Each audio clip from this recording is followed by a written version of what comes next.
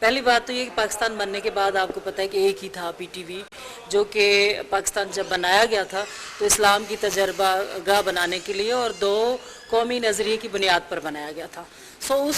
حد تک شروع میں پاکستانیت اور پاکستانی کلچر نظر آتا ہے. بعد میں جب میڈیا بہت سارے چینلز آ گئے تو وہ ساری چیزیں ختم ہونا شروع کی، کیونکہ اس میں بہت ساری وجوہات ہیں کہ ہم معیار سے کیوں گرے. ایسے میں جبکہ پاکستان میں لیڈرشپ کی کمی محسوس کی جاتی ہے اور عوام میڈیا کی طرف دیکھتی ہے، میڈیا سے اویئرنیس لیتی ہے، میڈیا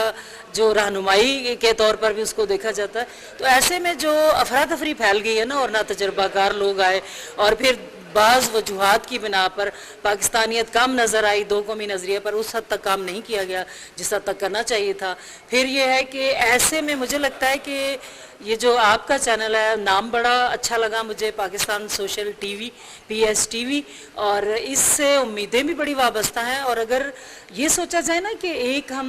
جس افراتفری کا ہے یا بڑا روشن خیال اور ترقی یافتہ میڈیا ہے اور اس میں دو قومی نظریے کی بات کرنا، پاکستان کی بات کرنا، پاکستانی کلچر کی بات کرنا شاید ہی اتنا کامیاب نہیں ہوگا. تو میں اس موقع پر آپ کے ابتدا میں ہی مبارکباد دینے کے ساتھ یہ کہنا چاہوں گی کہ یہ تمام چینل سے زیادہ کامیاب ہونے کی توقع ہے. باقی تو اللہ تعالیٰ نے کرنا ہے کہ آپ اسی نیت اور ارادے سے چلتے رہیں اور اپنی بنیادی پالیسی کو کبھی بھی تبدیل نہ کریں حالات و واقعات کے ساتھ.